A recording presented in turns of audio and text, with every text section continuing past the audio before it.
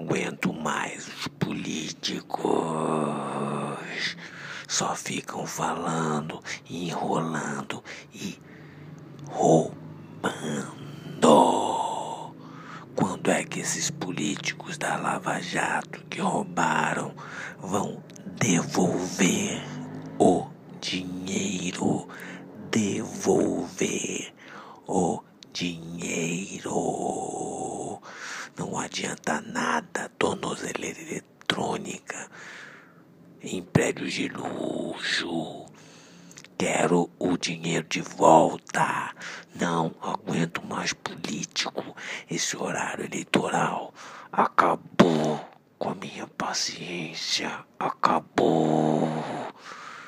Ficar vendo aquelas pessoas falando, prometendo mentiras. É um horror. Não aguento mais política.